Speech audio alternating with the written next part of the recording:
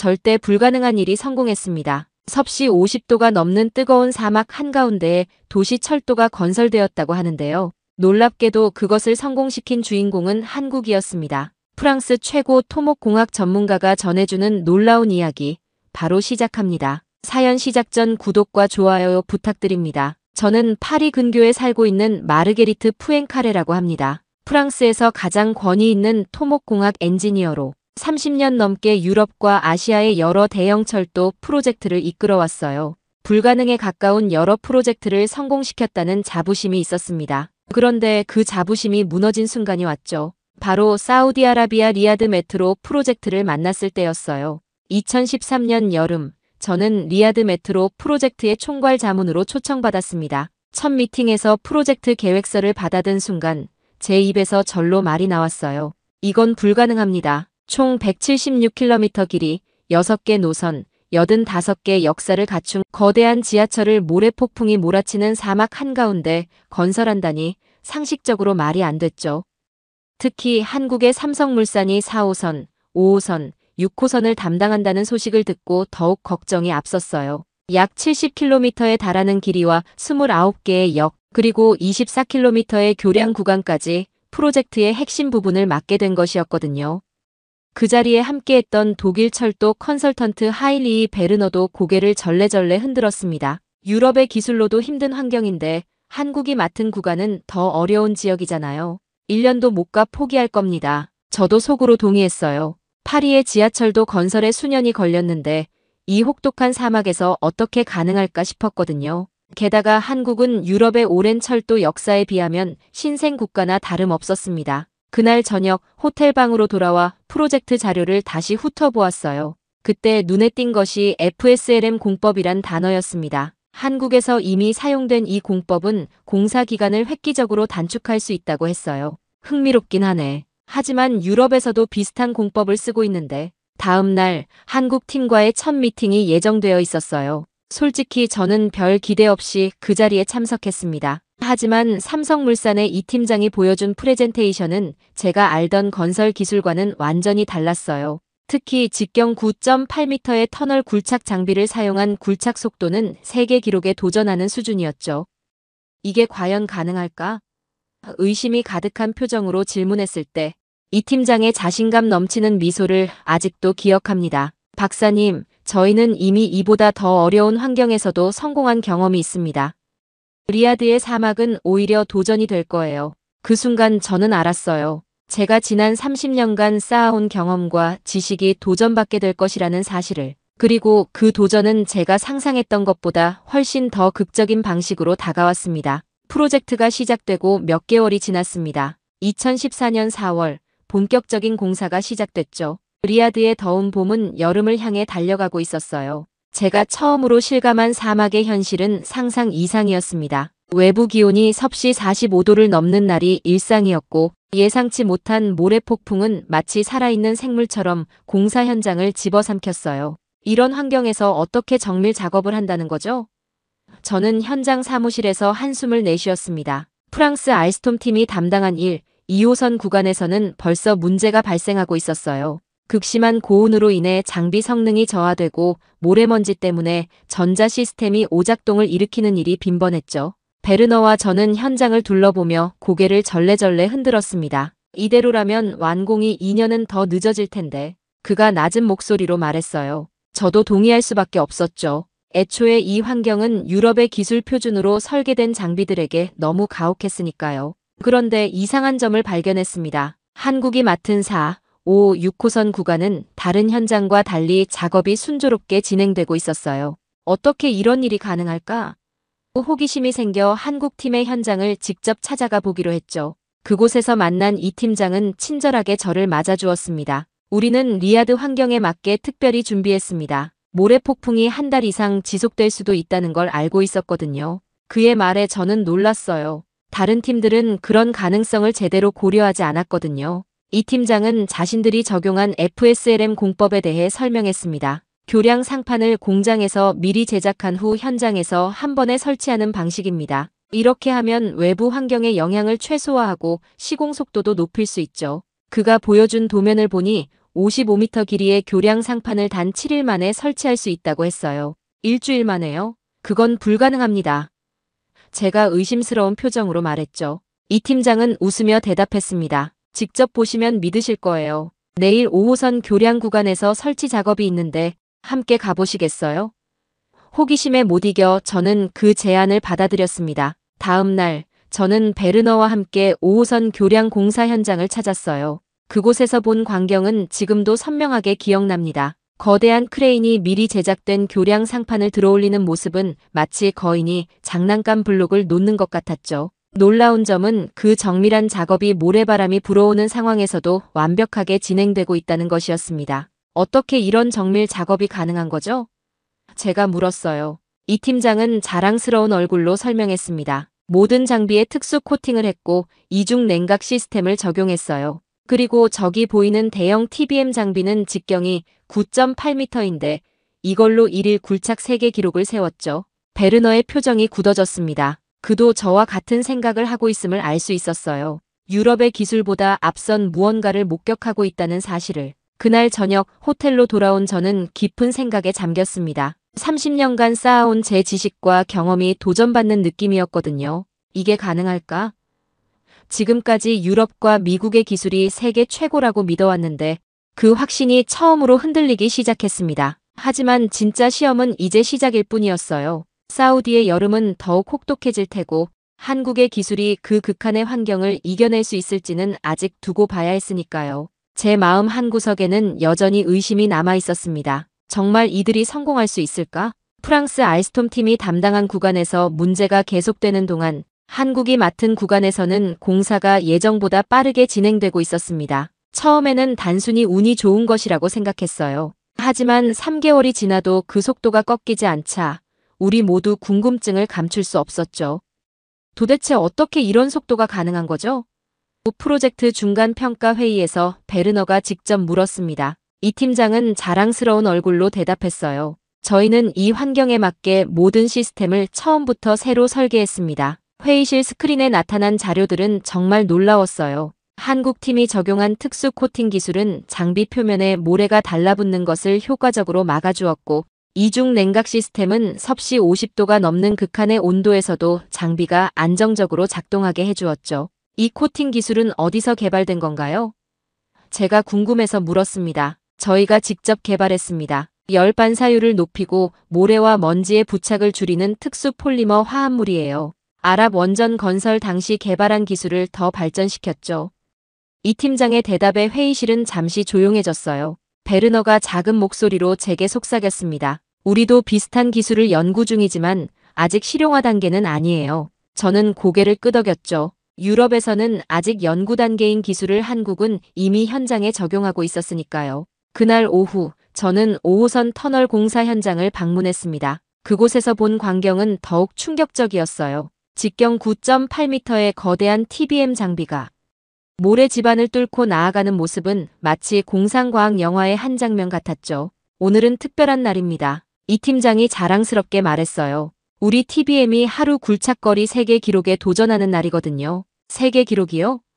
저는 의아했습니다. 이미 독일과 프랑스가 터널 굴착 기술에서는 최고라고 알고 있었거든요. 그날 저녁 결과가 발표됐습니다. 한국 팀의 TBM은 하루에 무려 42m를 굴착하는 기록을 세웠어요. 이는 기존 세계 기록보다 5m나 앞선 수치였죠. 베르너의 표정이 굳어졌고 저 역시 말을 잃었습니다. 불가능합니다. 프랑스 팀의 엔지니어 하나가 중얼거렸어요. 그건 분명 측정 오류예요. 그러나 오류가 아니었습니다. 다음 날 공식 검증단이 확인한 결과도 같았어요. 한국은 정말로 새로운 세계 기록을 세운 것이었습니다. 회의실로 돌아온 저는 동료들의 표정이 심각해진 것을 느꼈어요. 우리가 알고 있던 기술의 한계를 넘어선 무언가를 목격했으니까요. 특히 충격적이었던 건 프랑스 팀이 수개월간 해결하지 못했던 모래 폭풍으로 인한 센서 오작동 문제를 한국 팀은 단 2주 만에 완벽히 해결했다는 소식이었습니다. 어떻게 해결했는지 물어봤나요? 베르너가 저에게 물었어요. 네, 한국 팀은 AI 기반의 적응형 센서 시스템을 개발했다고 해요. 모래 환경에서도 오작동하지 않도록 자가 학습하는 시스템이라고 하더군요. 제 설명에 회의실 전체가 놀란 표정이었습니다. 알스톰의 수석 엔지니어인 피에르가 자존심 상한 얼굴로 말했어요. 그건 아직 이론상으로만 가능한 기술입니다. 실제로 구현된 사례는 없어요. 하지만 그들이 해냈어요. 제가 대답했습니다. 직접 봤어요. 모래 폭풍이 불어도 센서가 정확하게 작동하는걸요. 그날 밤 호텔 방으로 돌아온 저는 깊은 생각에 잠겼습니다. 유럽의 기술력이 세계 최고라는 제 확신은 흔들리기 시작했고 한편으로는 엔지니어로서의 호기심이 깨어났습니다. 알스톰 본사에서 위기대책회의가 소집되었다는 소식이 저를 깜짝 놀라게 했어요. 프랑스 파리에서 고위 경영진들이 긴급하게 리야드로 날아왔다는 이야기였죠. 프로젝트가 시작된 지 10개월, 우리 구간의 공정률은 계획보다 15% 뒤처진 상태였습니다. 반면 한국이 맡은 구간은 이미 계획보다 8% 앞서가고 있었어요. 회의실에 들어서자마자 긴장된 공기가 느껴졌습니다. 알스톰의 수석 부사장인 루이 듀발이 심각한 표정으로 앉아 있었죠. 상황이 생각보다 더 심각합니다. 지난주 왕세자가 직접 현장을 방문했어요. 듀발의 말에 회의실이 술렁거렸습니다. 왕세자가 직접 나섰다는 건 프로젝트가 사우디 정부의 최우선 관심사라는 의미였으니까요. 왕세자가 뭐라고 했나요? 제가 조심스럽게 물었어요. 우리 구간보다 한국 구간을 더 오래 둘러보셨답니다. 듀발이 한숨을 내쉬며 말했죠. 그리고 한국의 기술력에 감탄했다고 하더군요. 특히 TBM 굴착 속도와 그들의 AI 센서 시스템에 큰 관심을 보이셨어요. 회의실은 무거운 침묵에 빠졌습니다. 유럽의 기술력이 최고라는 자부심이 무너지는 순간이었죠. 루미에르 박사님, 한국 팀과 접촉해서 그들의 기술을 분석해보세요. 듀발이 제게 지시했어요.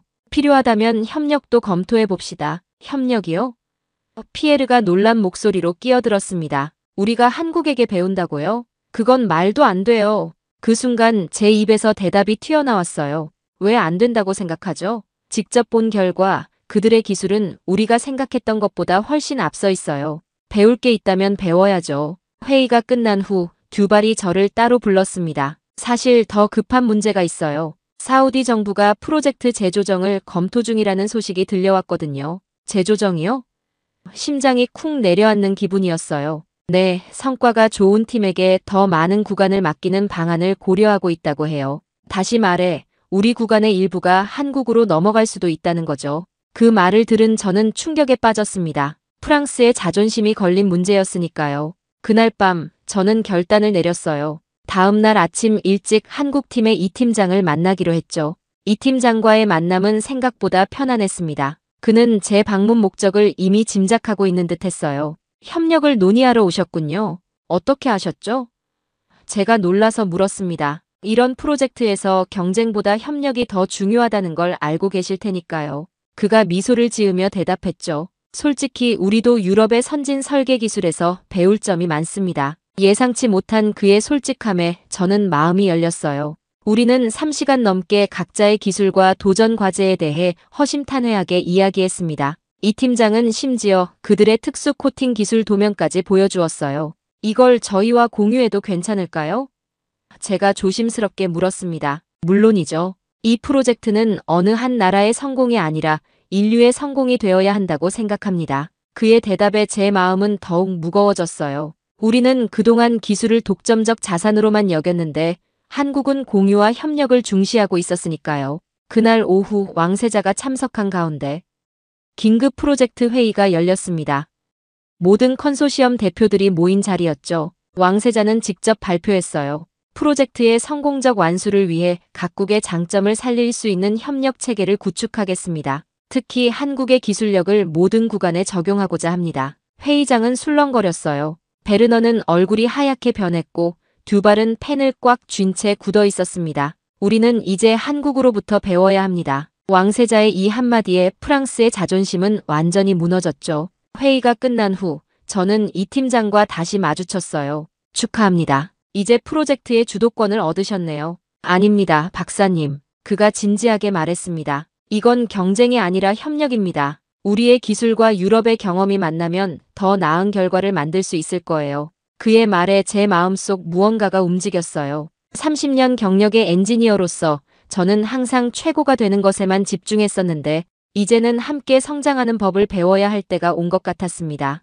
호텔로 돌아가는 차 안에서 창밖을 내다보며 생각했어요. 이건 단순한 프로젝트가 아니야. 세계 기술의 패러다임이 바뀌는 순간이구나. 리야드의 황혼이 지는 사막 풍경이 한없이 넓게 펼쳐졌고 그 위로 새로운 지평선이 모습을 드러내는 것 같았습니다. 왕세자의 결정 이후 리야드 메트로 현장은 완전히 다른 분위기로 변했습니다. 처음에는 어색함이 감돌았어요. 프랑스와 독일 엔지니어들은 한국 팀과 협력해야 한다는 사실을 받아들이기 힘들어했고 회의 자리에서도 불편한 침묵이 이어졌죠. 첫 통합기술 회의는 거의 재앙에 가까웠어요. 피에르는 자신의 설계안을 고집했고 베르너는 한국의 제안에 계속해서 의문을 제기했습니다. 저는 중재자 역할을 맡았지만 양측의 간극을 좁히는 것은 쉽지 않았어요. 이런 식으로는 협력이 불가능합니다. 회의가 끝난 후 이 팀장이 제게 솔직하게 말했어요. 하지만 걱정 마세요.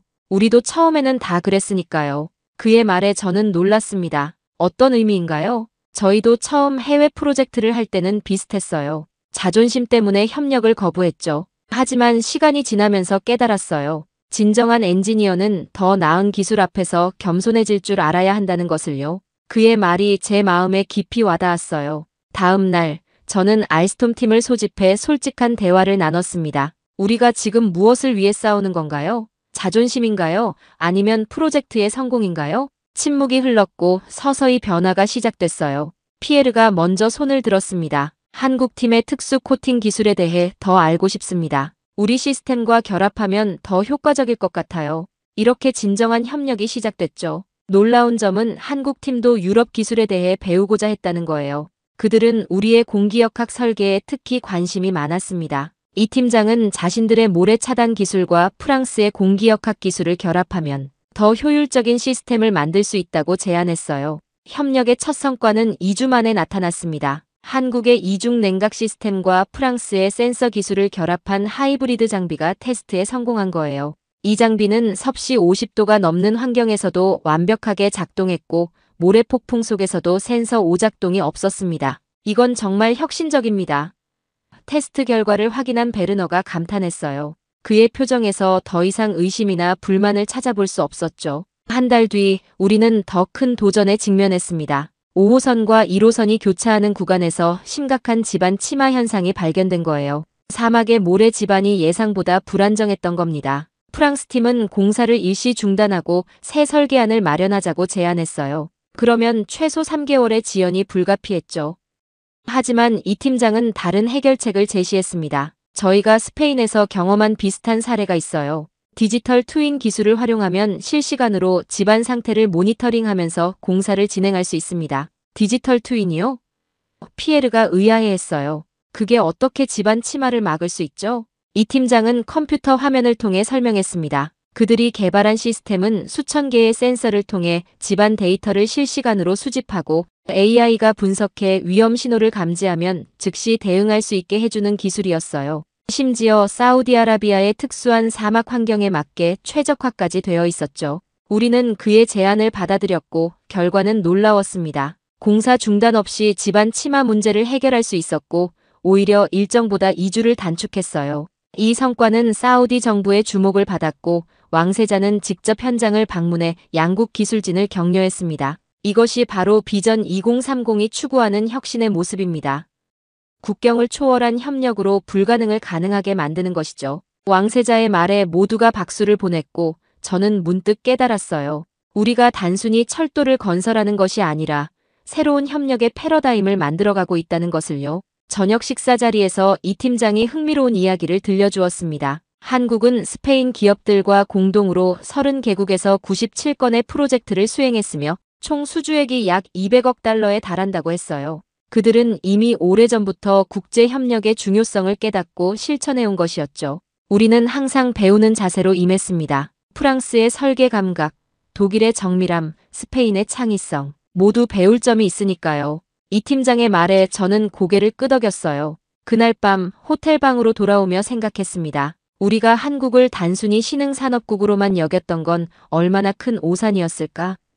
프랑스의 고전적인 엔지니어링에 자부심을 갖고 있던 저였지만 이제는 새로운 시각으로 세계를 바라보게 됐어요. 다음 날 아침 저는 이 팀장에게 솔직하게 물었습니다. 한국이 이토록 빠르게 성장한 비결이 뭐라고 생각하세요? 그는 잠시 생각하더니 미소를 지었어요. 아마도 선택의 여지가 없었기 때문일 겁니다. 우리는 자원도 없고 역사적으로 강대국에 둘러싸여 있었죠. 유일한 자원은 사람뿐이었어요. 그래서 배움에 목마를 수밖에 없었고 항상 더 나은 방법을 찾아야 했습니다. 그의 대답이 제 마음에 깊은 울림을 주었습니다. 도전과 필요가 혁신을 낳는다는 단순하지만 강력한 진리였으니까요. 2024년 11월의 선선한 아침, 리야드 왕궁의 화려한 홀에 각국 대표들이 모였습니다. 프로젝트 시작부터 10년이 넘는 시간이 흘렀고 드디어 대망의 순간이 다가온 거예요. 국왕이 직접 개통식에 참석하셨죠.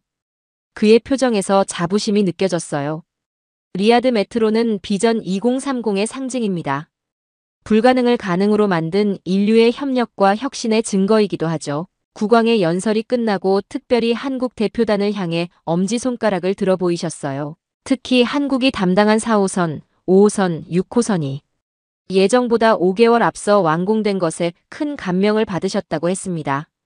완공된 메트로는 하루 최대 360만 명을 수송할 수 있고 무인 운전 시스템으로 90초 간격 운행이 가능했죠. 특히 모래폭풍에도 끄떡없는 안정성은 세계 철도업계의 주목을 받았어요. 한국의 기술력은 세계 최고입니다.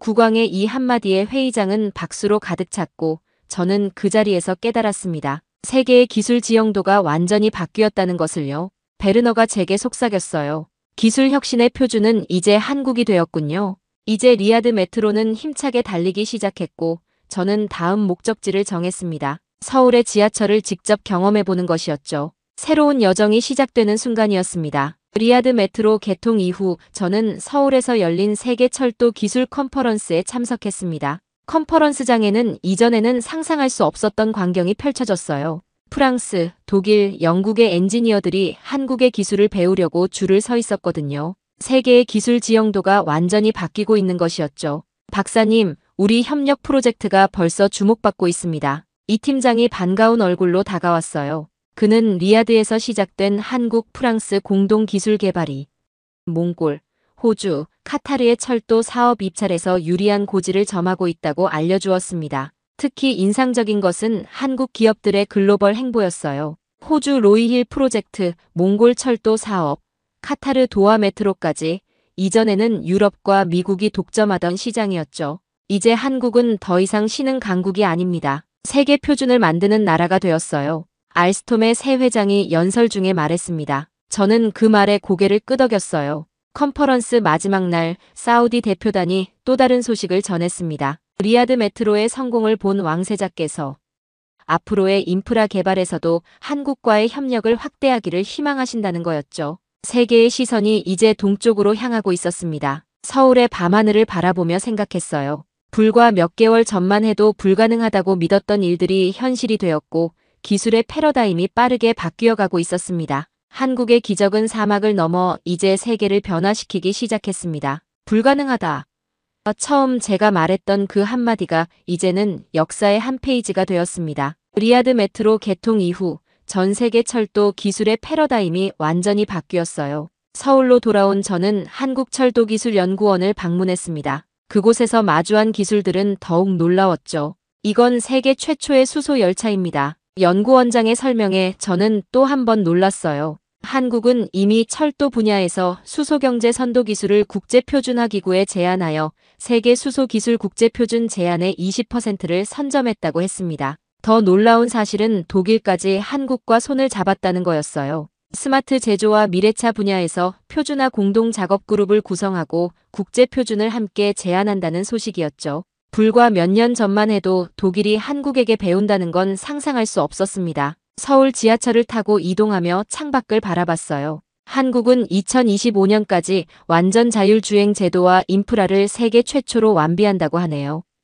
동행한 이 팀장의 설명에 고개를 끄덕였습니다. 비행기 안에서 창밖을 내다보며 생각했습니다. 사막 한가운데서 시작된 협력이 이제는 전 세계로 퍼져나가고 있었어요. 한국은 더 이상 신흥 강국이 아니었습니다. 이제 그들은 세계 표준을 만들어가는 진정한 기술 강국이 되었습니다. 그리고 저는 그 역사적인 순간을 직접 목격한 행운아였죠. 한국의 기술 혁신 속도를 보면 다음 10년 안에 그들이 어디까지 발전할지, 어떤 불가능을 또 가능으로 바꿀지 너무 기대가 됩니다. 오늘은 사막을 가로지른 한국의 기적, 리야드 메트로 프로젝트에 관한 프랑스 엔지니어의 사연이었습니다. 한국 철도 기술의 혁신성과 세계적 경쟁력을 다시 한번 확인할 수 있었습니다. 불가능하다고 여겨졌던 사막 한복판의 지하철 건설을 한국의 기술력으로 해결한 점이 놀라웠습니다.